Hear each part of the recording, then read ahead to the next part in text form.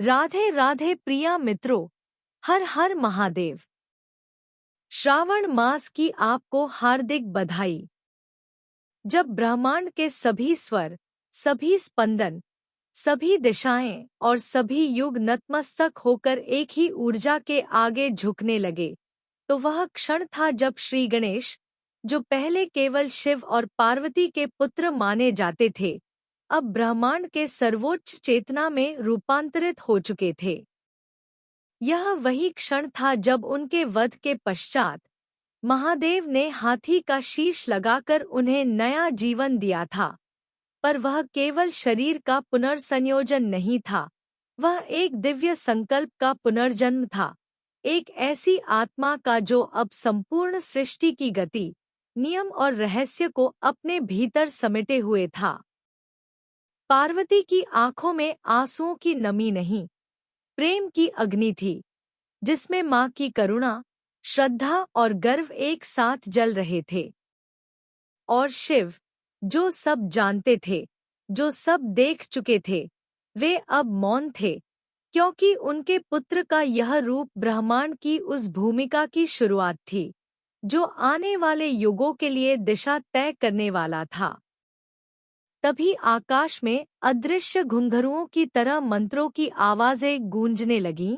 ब्रह्मा ने अपने 4 मुखों से वेदों की ऋचाएं पढ़ी और विष्णु ने अपने चक्र को घुमाकर यह घोषणा की, अब यह बालक केवल बालक नहीं रहा, अब यह गणों का नायक, भूतों का स्वामी और समस्त विघ्नों का विनाशक होगा। और तभी आकाश से रिद्धि और सिद्धि, 2 दिव्य नारियां, स्वयं शक्ति के रूप में अवतरित होती हैं। एक में साधना की सिद्धि की झलक थी और दूसरी में जीवन की समृद्धि की छाया। इन दोनों ने श्री गणेश को वरण किया, न केवल एक दाम्पत्य सूत्र में, बल्कि एक ब्रह्मांडीय संतुलन की स्थापना में। शिव ने स्वयं यह विवाह संपन्न कराया और उनके कमंडलू से गिरे जल ने उन दोनों नारियों को तेजोमय कर दिया।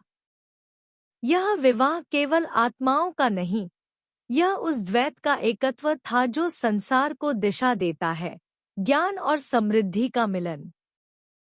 तभी ब्रह्मा ने कहा, अब से गणेश वह होंगे जिनका नाम लेकर ही कोई भी कार्य आरंभ होगा, क्योंकि जिस कार्य में विवेक का प्रारंभ नहीं, वह अधूरा है। उस क्षण को देवताओं ने गंधर्वों के संगीत से सजाया, अप्सराओं ने नृत्य किया और स्वयं वायु ने गंध फैलाकर इस विवाह को ब्रह्मांडीय प्रसाद बना दिया। नारद मुनि, जो अब तक साक्षी बने हुए थे, हृदय से पुलकित होकर बोले, हे गणपति, तुम्हारे जन्म से मृत्यु और अब इस नवजीवन तक की यह यात्रा केवल एक कथा नहीं, यह एक ब्रह्मसूत्र है, जिसे हर साधक को समझना चाहिए। उस समय श्री गणेश ने अपने हाथ में परशु उठाया और संकल्प लिया, मैं वह रहूंगा जो बाधाओं को मिटाएगा, परंतु केवल उन्हीं के लिए जो अपने भीतर की अशुद्धियों से संघर्ष कर रहे हों। जो सत्य के साथ हैं, मैं उनके आगे, और जो असत्य के साथ हैं, मैं उनके विरुद्ध। पार्वती ने अपने हाथों से उन्हें तिलक किया और शिव ने उन्हें गले लगाया। वह आलिंगन ब्रह्मा, विष्णु, महेश के त्रिदेवों का संगम था।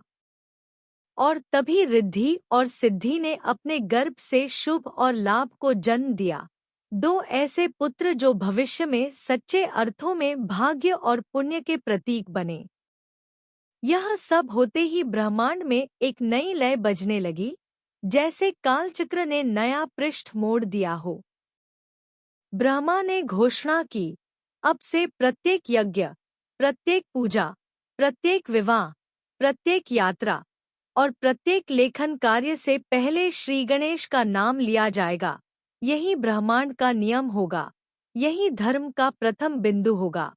तब विष्णु बोले, हे शिव, आपने एक मृत बालक को केवल जीवन नहीं दिया, आपने ब्रह्मांड को एक मार्गदर्शक दिया, आपने विवेक को देवता का स्वरूप दिया। और शिव उत्तर देते हैं, गणेश केवल मेरा पुत्र नहीं, वह उस साधक की छाया है जो अपने भीतर की मोह, अहंकार और अशांति को हराकर ज्ञान, सेवा और धैर्य को अपनाता है। उस समय पृथ्वी पर सुख की वर्षा होने लगी, नदियां झूम उठीं, पर्वतों से दिव्य प्रकाश निकलने लगे। क्योंकि गणेश का नवजीवन अब केवल कैलाश तक सीमित नहीं था, अब वह हर जीव के अंतःकरण में प्रविष्ट हो चुका था। तभी आकाश से एक दिव्य वाणी आई, जो गणपति का स्मरण करेगा वह संकट में भी मुस्कुराएगा, बाधाओं में भी आगे बढ़ेगा और अज्ञानता में भी रास्ता पाएगा। और तभी यह उद्घोष हुआ कि श्री गणेश विघ्नहर्ता नहीं, बल्कि विघ्नबोधक भी हैं, जो हमारे अंदर की कमियों को पहले दिखाते हैं, फिर उन्हें हरने की शक्ति भी देते हैं। इस अध्याय का अंत नहीं, यह उस चेतना की शुरुआत है जो हर युग, हर जन्म, हर संघर्ष में पहले गणेशाय नमः कहकर अपनी यात्रा शुरू करती है। जब श्री गणेश का विवाह रिद्धि और सिद्धि से संपन्न हुआ और शुभलाभ का जन्म हुआ, तभी संसार में केवल एक देवता नहीं, एक मार्ग बन चुका था जो भौतिक नहीं, बल्कि आत्मिक था। श्री गणेश अब केवल शिव और पार्वती के पुत्र नहीं, बल्कि ब्रह्मांड के हर जीव की चेतना के भीतर जन्म लेने वाले उस दीप की तरह हो गए थे, जो अंधकार में दिशा दिखाता है।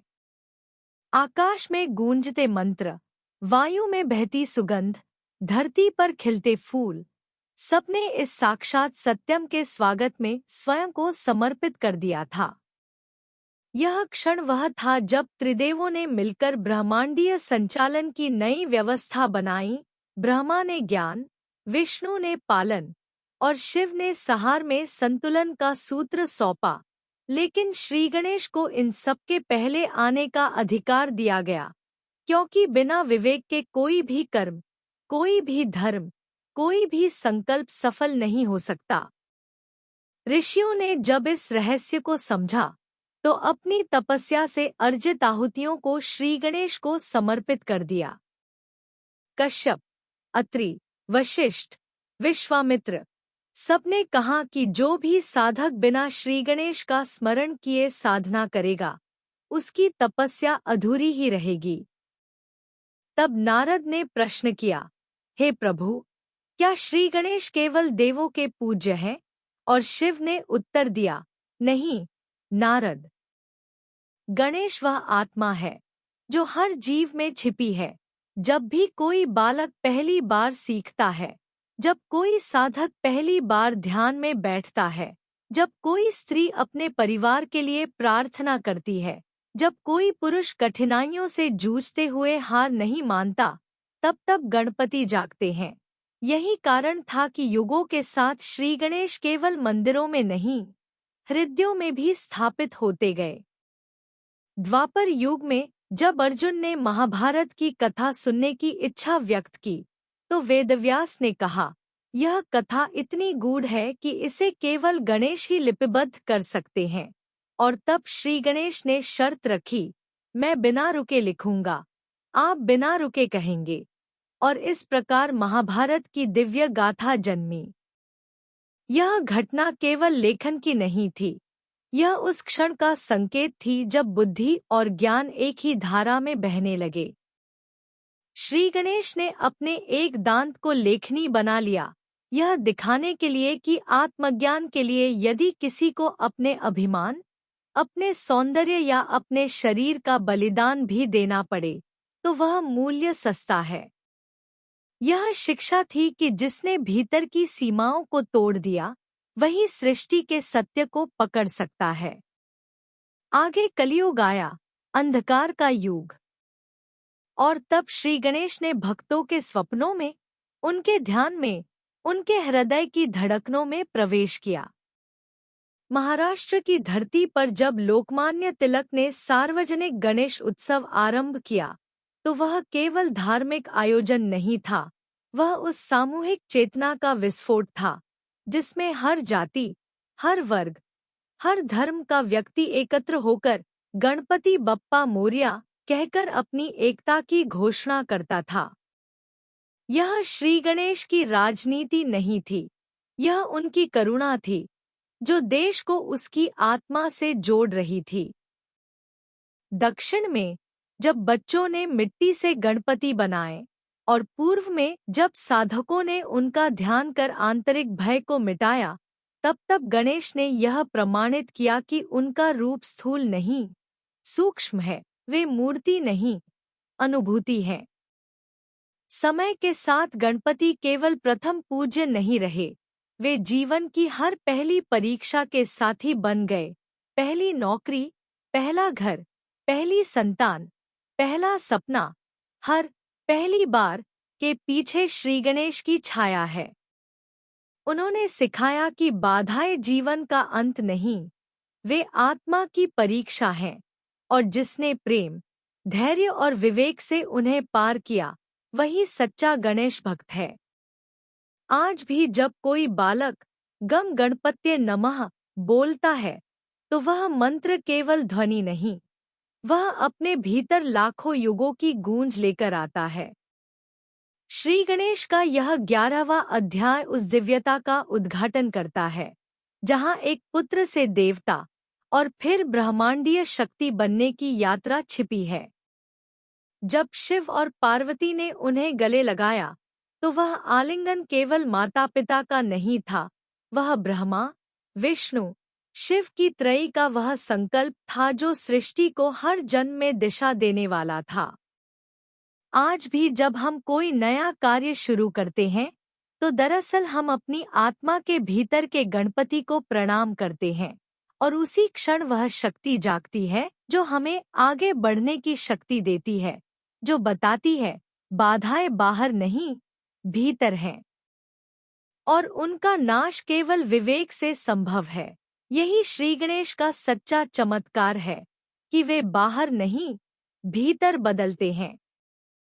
यही इस अध्याय का सार है कि जब हम अपने भीतर के श्री गणेश को पहचान लेते हैं, तब जीवन की हर विघ्न केवल मार्ग बन जाती है, और हर संघर्ष केवल श्री की ओर एक पग बन जाता है। इस सावन श्रृंखला में हम संपूर्ण शिवपुराण को ऐसे ही छोटे छोटे अध्याय में आपके सामने प्रतिदिन प्रस्तुत करेंगे। अगर आपको यह अध्याय पसंद आया हो और ऐसे ही आगे के अध्यायों को जानने में आपकी रुचि हो, तो हमारे चैनल युज्ञान को सब्सक्राइब कर ले। मिलते हैं आपसे इस सावन श्रृंखला के अगले अध्याय में। नमः शिवाय। हर हर महादेव।